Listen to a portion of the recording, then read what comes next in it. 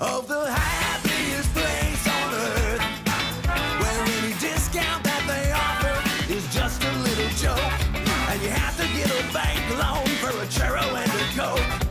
Mickey's got a strong pimp hand at Disneyland. Hello, little monkey. Hello, little monkey. Hello, little monkey. Hello, little monkey. With the geek by your side, even if your butt is wide, you can roll it right through the red fair. With the geek, you'll be fine. You can look like Frankenstein.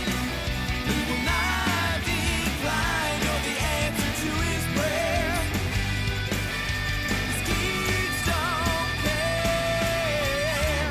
I wanna rock, but that means being inclusive of people and the cultures without appropriating them. I wanna rock, but that means being conducive to a balanced life of work and play and avoiding all blues. And I wanna rock.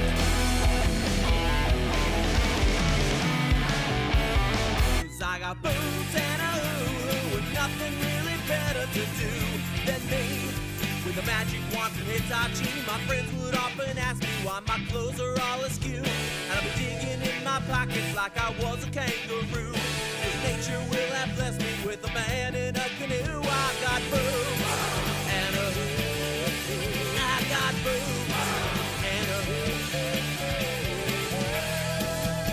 Miss Garcia, the vaguely slutty Spanish teacher.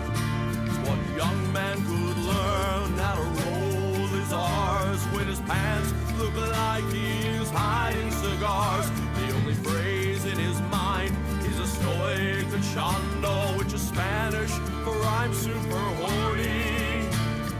Visions of hot dogs wrapped in tortillas was a legend of Miss Garcia. Super Danny's only super when he's blackout drunk. He can stop a robbery just by blowing chunks. When you see the damn signal of a bottle of Jack in the sky, let you know you can rely on Super Dan. Oh, you can bet that he will show. Oh, oh, oh, if he's face down in a Merlot. Put on some sweatpants. Sweatpants and fuzzy slippers. Put on some sweatpants. I said they still fit tight and your butt still looks nice, but you won't have to walk like you're walking on ice. Sweatpants. 'Twas the fashion uprising of 1244 when they took down the king because he dressed like a hipster. Fashion rising 1244. Kitties and boobs, kitties and boobs, kitties and boobs, kitties and boobs, kitties and boobs, kitties and boobs, kitties and boobs, kitties and boobs.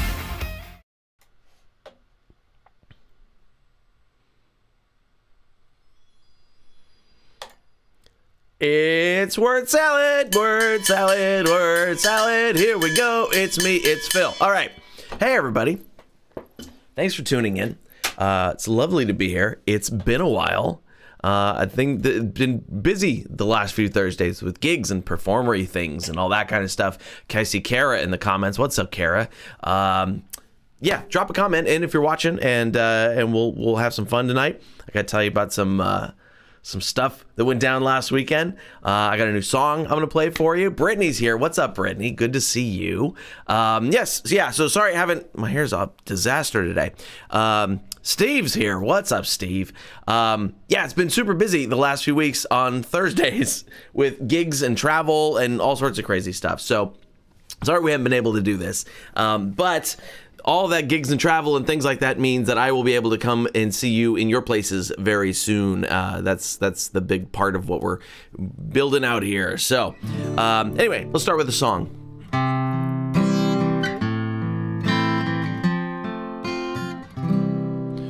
She sparkles with anticipation on her summer wedding day, but left over from her bachelorette party, carefully hidden away, is a tiny plastic penis in her hair. There we go. All right. So, getting the plastic penis joke out of the way early in the show tonight. I feel like one of these strings is out of whack. Let's find out which one it is. Oh, it's that one. All right.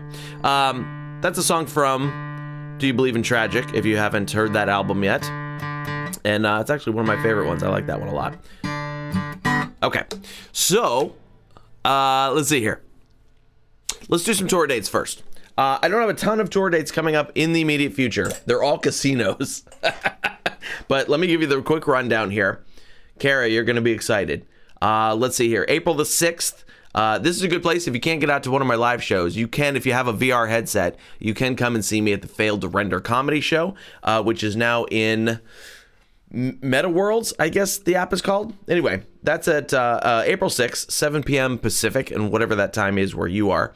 April the 8th, which is a Saturday. Kara, hope you're paying attention. Robinson Rancheria Casino. Yeah, Kara, that's right there by you. It's like 30 minutes from you, I believe. And that is a tentative date yet. I don't have that one completely locked down. The show producers are getting the contracts worked out with the casino and things like that. But yeah, put that on your calendar. April 8th, Robinson Rancheria Casino, right out there near Clear Lake. And then on Wednesday, April the 12th, I'll be headlining at the Wind River Casino in Redding, California. And then on Wednesday, April the 19th, I'll be headlining at the Seven Feathers Casino in Canyonville, Oregon, up there near that Medford, Klamath Falls area. And yeah, am I driving to Southern Oregon for one night? I am. That's stupid, I know, but I didn't have the time to get other shows booked around it. It's my fault. So anyway, that's what's coming up.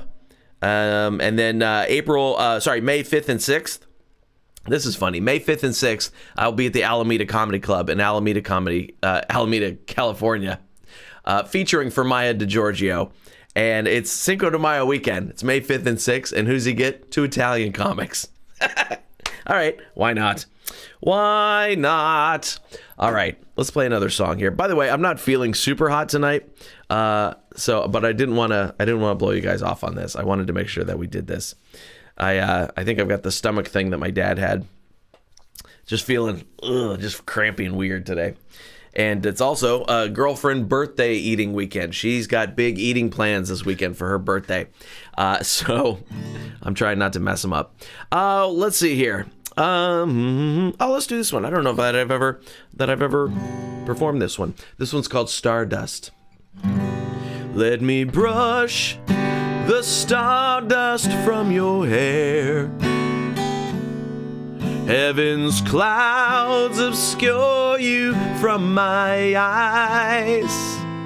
And since you've been so high up in the sky, I'll clean the carbon dioxide from your ears. Kind of butchered that one. All right, that's all right. Oh, I was going to do this other one. Yeah, let's do this other. This is also from the latest album, Do You Believe in Tragic? And here we go. This is called Super Mood. This is actually one of the most popular songs on the thing, because all the streaming services, they give us data on which songs are being listened to, things like that. This is, I think this is the most popular song from Do You Believe in Tragic? It's called Super Mood. I woke up in a super mood, ready to hit my goals. I grab a cup of coffee and my hazmat suit and head out the door. The fires in the sky look pretty today. Fending off mutant squirrels is just child's play. The howling gas winds are in harmonia. It's a wonderful day in our little dystopia. And then if you listen to the recording, there's me hacking and coughing at the end. On purpose, not an accident. All right. So anyway, I hope you've all had a good month. It's been a busy month. So let me tell you about this. Let me tell you about this college thing I was at last weekend. So I a decade ago did shows on the university circuit in a duo show with my friend Chris Valenti from Los Angeles, and we had a show called The Battle of the Romantically Dysfunctional Songwriters, in which we sang all songs about relationships and things like that. The sort of the hook, the premise was that Chris is the super good-looking Hollywood type who can't keep a girlfriend to save his life, which partially, at least at that time, was true. And I was sort of the dirtbag-looking guy who was in a long-term relationship. So all of my songs were about being in a long-term relationship. His were all about being in not being able to keep a girlfriend. Oh, Brittany, I'm so glad you enjoyed the CDs. Thank you. I'm glad you enjoyed those. I appreciate that. And so Chris and I did this duo act in colleges and things like that, and we did okay. We made a little bit of money. It's a very expensive thing to showcase for colleges. And so Chris and I, we stopped playing together for various reasons to get into other projects. And then that was it. I hadn't played at college in a long time. And I ran into, hey, Big Country's Garage 2.0. I don't know who that is, but thanks for showing up. Drop your name in there so I know who you are. And so I hadn't done colleges in a long, long time. And last September, October, whatever it was, I ran into the head of APCA at the World Series of Comedy. APCA is the Association for the Promotion of Campus Activities. It's one of the two big organizations in this country that puts on large booking conferences for colleges, and artists go showcase, and then we book our gigs from there. NACA is the other one, which is the National... I forget what it is. I've never done NACA. I did APCA. Alan's here. What's up, Alan? And so I ran into the head of APCA at the World Series of Comedy, and he said, look, I think you should try again. He said, I really like your work. Let me get you hooked up with an agent. Let's get you a showcase, and let's try this again. So he hooked me up with an agent. My agent's name is Wally, because... of course it is. And Wally has been booking in the college circuit for a long time, but he's been booking musicians. He's branching out now into comedians. I'll tell you more about that in a second. So they have these big conferences. I flew out to Hershey, Pennsylvania. Actually, I flew to Baltimore, Maryland, and then drove to Hershey, Pennsylvania because it was cheaper. And then so big conference. We had a showcase. Now here's what's coming from the student side, the college booker side. They go to this 4-day event where there is showcase after showcase after showcase after showcase after showcase, and educational sessions and talks and networking, and it is intense for them. I was there to showcase on day 3 at a 1 p.m. event. Yeah, first of all, nothing's funny at 1 p.m. We were in a dark room, that helps. At least it wasn't daylight. But they were tired, for sure. Not to mention, we are there competing with... This is such a weird universe that this takes place in. It's not just comedians. It's comedians, it's singers, it's bands, it's jugglers, it's magicians. There was a tarot card reader. There's a guy that's like, oh, make your own license plates. There's like anything you would have, photo booth people, just people who make tchotchkes for the universe. So it's just like we're competing with everybody that could possibly be entertainment at a university or at a college. And so it's not like it's just comics, it's everything. We're competing against everything. The colleges show up, they have their budget in mind, and they go, we're going to pick this and this and this and this. The tarot card reader was ridiculous. She was totally BSing her way through it. But so I am about midway through my showcase event.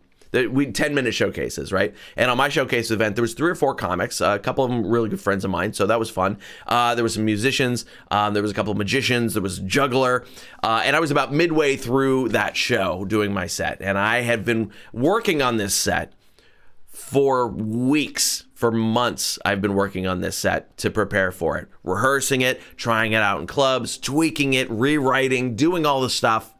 And then I go and I do my 10 minutes, and it was not a great set. It was as good a set as I could muster for a room full of students who did not care about being entertained anymore. I mean, literally half the room was just staring at their phones because it was day 3 and they had been subjected to every sort of entertainment that you could possibly imagine.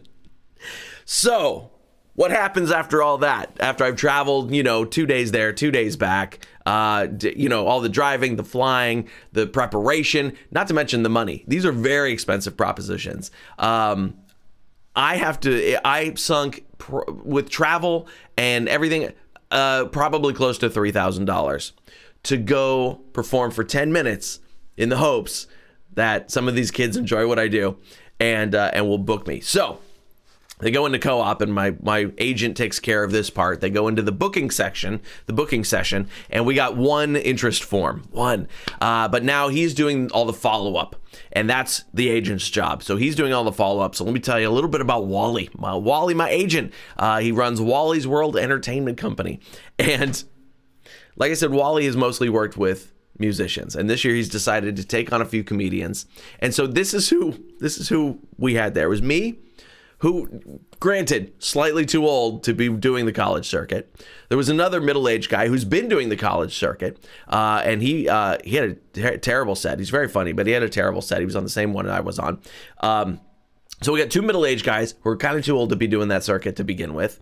Then there's this super nerdy dork dude who does science comedy, like all his comedy is about science, and he does like PowerPoint stuff and all that. And then there was a Japanese girl. She's a comedian from Japan. She recently moved to New York, and she's learning how to do American stand-up comedy, which is considerably different from Japanese stand-up comedy. We talked a bit about that.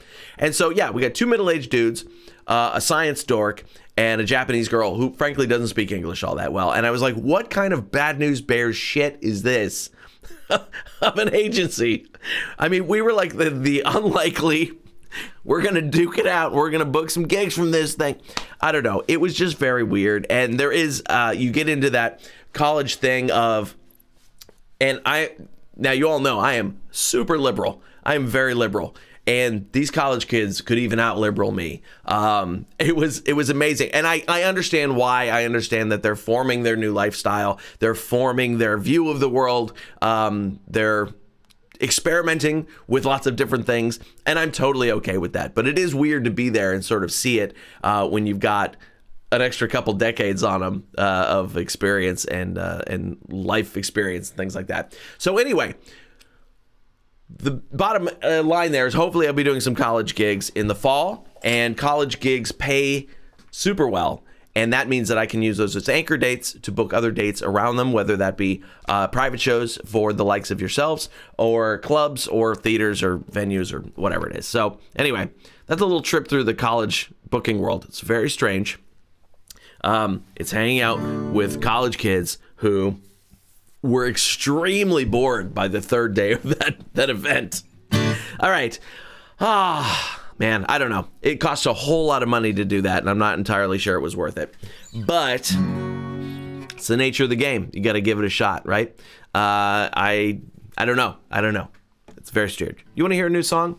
I did write a new song. I started writing this a couple of weeks ago while I was at I started writing it while I was at the Slow Comedy Festival in San Luis Obispo. And I've added a little bit more to it. It's not done yet. It still needs a bridge. But I thought I'd like to let you hear this new jam I'm working on here. It's called "Fall Into Your Arms," because my girlfriend's always like, "Can't you write just a nice love song?" So I thought I'm gonna write like a nice love song, like an Ed Sheeran-y, I don't know, like a song like Ed Sheeran. Goddamn romantic bastard. Here we go. This is called "Fall Into Your Arms." I wanna fall into your soft and loving arms, but if I did, I know you'd drop me. Not because you wish me any harm, but just because you got weak ass arms. Girl, you need to curl, and I don't mean your hair. Your biceps and flab have a sad love affair. My trust fall had both trust and fall, but now I see that the only dumbbell here is me and your weak ass arms. I trusted once, and you let me down, but I dusted off and picked myself up off the ground. I know it's just a silly corporate event, but I got canned 'cause of your weak ass arms. Some overpaid hack said this would build our team, but you've got arms made out of whipped cream. I grabbed for anything to break my fall and touched your boob, and now I gotta go to HR 'cause of your weak ass arms. There we go. All right. So that's most of the song, Fall Into Your Arms. There'll be more. Like I said, it needs a bridge in the middle. It's not quite done yet. It also did not turn out to be that romantic Ed Sheeran song that I was shooting for. And you know, it never does. Isn't that always true with the way that I write things? Oh, all right. Well, tell me what's going on with your week in the chat. Just drop a comment in there. I didn't prepare a whole lot for this today because I spent the entire day doing my taxes. Woo! Oh, that rock star life gets out of hand, you know. And I didn't even finish it. It's there's so much to do. I got about 2/3 of the way through my taxes. It's not fun. I'm gonna get killed this year because I made pretty decent money last year. But that's the way it goes, right? All right. Here's the closing song from Do You Believe in Tragic? I went towards the light when I found out I was dead. But I must have done some wrong because they sent me south instead. I think it blew the chords on that one. And at hell's orientation, I found out what's in store. An eternity of pain, all this and more. Kale for every meal, cake that tastes like dirt. Spending every day talking to a bunch of QAnon jerks. They gave me a laptop, but it's only got a tape drive. The radio only plays fucking Maroon 5. Every day begins with me asking, damn, what's that smell? It's just another day in my personal hell. There we go. It's called My Personal Hell. Let's see. Get to go to Spokane. Kara says she's going to Spokane, Washington on Saturday. That's cool. What are you doing up there, Kara? I'm going to be up that way in November, I think. I'm playing in Richland, Washington. And Jeremy, thank you for stopping in. I appreciate it. I agree. Taxes suck, but they're necessary.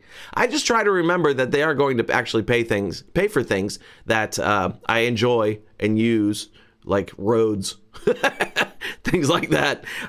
They are necessary. I'm not an anti-tax person. It's just no fun actually putting them together. I don't really mind paying them that much. But Jeremy, yeah, thanks for popping in, buddy. Appreciate it. All right. So let's do an oldie. Oh, here's what I meant to ask you. I'm going to start planning after I finish my taxes. I'm going to start planning tomorrow. Oh, okay. Kara's got family up there. That's cool. Yeah, Spokane's a nice area. So tomorrow I'm going to start planning the track a day project that we talked about in the Facebook group a little while back, where I want to create a resource for new fans coming into the community to go a little deeper into my catalog, because it is a pretty deep catalog. I've been putting out stuff for a long time. There's at least 8 hours of material out there between songs and comedy of my stuff to listen to. And that's just looking at what I've got on Spotify. So I want to put together a resource for new people coming in, sort of a guided tour of the highlights of my catalog, and help some of you dive deeper into my catalog as well. So here's my question. What track would you play for somebody if you were introducing them to my work? If you have something like that, let me know, and I'll make sure to include that. Brittany, Massachusetts, Boston in July. I'll be doing some World Series of Comedy events there. And then maybe some stuff around that as well. I've got a private show, like a private event show, a public private event show that I'm working on for then too. But yeah, mid-July, I'll be in the Massachusetts area. And if you've got any tips on places you'd like to see me play while I'm there, I'm open to ideas. All right, so anyway, but that's what I'd like to hear from you. Otherwise, is what track would you use to introduce someone to my work if they were a new fan coming into the community? That would be very helpful. I've got some. I'm gonna hit the big ones, of course, and then I'm gonna put some more obscure tracks in there. There's an old bit from one of my specials called Bunny War that I always really like. But it's gonna be, I'm gonna tell the stories behind how they were created and why I wrote them, and do some explaining about them and things like that. So I think it's gonna be a fun project that we can dig a little deeper into the old catalog and do some stuff. All right, so I'm gonna get one more song out of this, and then I'm going to go take some more Pepto-Bismol and see if I can settle my stomach, because the birthday eating for the girlfriend starts tonight. Yeah, it does. We're gonna go use our Red Robin free birthday burger things. I don't know. Do you do that? Do you sign up for all the free birthday food things? We love doing that. Like we always have like a really nice meal for our birthdays. I forget honestly what we did for mine this year, but we did have a nice meal. I can't remember where we went now. And we did hit a Brazilian steakhouse last week that was really nice. But we sign up for all the free food. Like if it's like, we'll give you a free milkshake for your birthday, hell yeah. You can have my email address for that. And so we have a list of free birthday food that we have to, and both our birthdays are in the same month, so a lot of them overlap. All right, so here's an oldie but a goodie that'll probably be in the track a day list here. Here we go.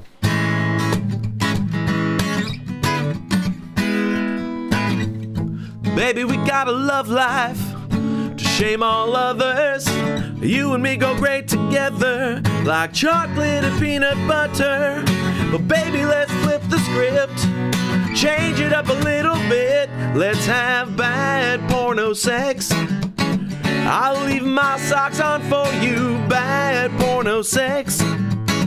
Waka chickadee choo, bad porno sex. We'll have you wrapped around my fingers like a teenage runaway, banging a homely middle-aged dude for money. I haven't sung this one in a long time. You'll be my lady, I'll be your overly hairy man. You are my baby, I'll give you some bad meat in the can. You'll have a spray on tan. Let's have bad porno sex. I'll cut a hole in the pizza box. Bad porno sex. Oh, I could go when the pizza boy knocks. Bad porno sex. In a nondescript hotel room. You're a straight F college girl. I'm a morally ambiguous professor. Ooh, key. Where's that key? Where's the Let's pretend that you just got some really bad plastic boobs. The nipples that point in the wrong direction get me harder than a Rubik's Cube. You be the housewife and I'll be the plumber that snakes your drain. Ooh, working the diaphragm when you have a stomach ache is not fun. Let's have bad porno sex. We'll flop around till our interest wanes. Bad porno sex. At least the sheets won't have any stains. Bad porno sex will leave us both unsatisfied, which really only means we'll have to do it again, but after South Park. 'Cause baby, I don't miss my South Park for nothing. But when Kenny's dead, I'll bend you over. And when Kenny's dead, I'll bend you over. When Kenny's dead, I'll bend you over.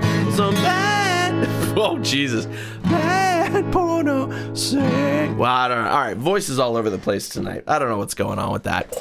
Woof. Oh man. All right, voice is rusty, stomach hurts. the perfect time to be singing. Brittany says, Comedy Connection in Rhode Island. Yeah, I think that guy's aware of me, but he's not very easy to get in touch with. Steve Sweeney has a new club in Quincy, Massachusetts. That's an interesting thought. I don't know about that one. Lenny Clark is in Saugus, Massachusetts a lot too. Lenny is, of course, he's a Boston legend. Does he book shows, if you know? I don't know. But I'm going to write down Steve Sweeney has a new club in Quincy, Mass. Okay. Steve Sweeney. Steve Sweeney, also a Boston legend for sure. In Quincy, Mass. Okay.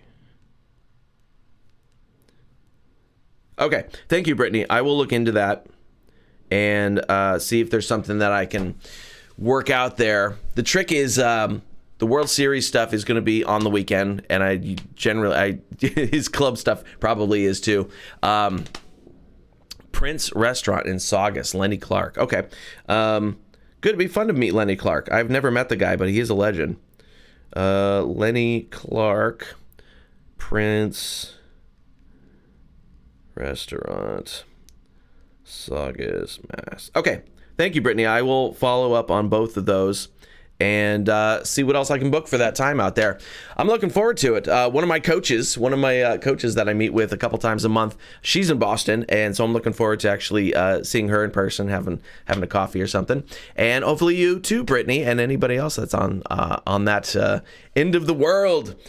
Okay, all right. I'm going to go take some Pepto-Bismol and settle my stomach, and then go have dinner, the first of many birthday dinners with my girlfriend. Thank you so much for tuning in tonight. I believe we are going to do this again next Thursday, same time, 6 p.m. Pacific, and I will see you then. Bye.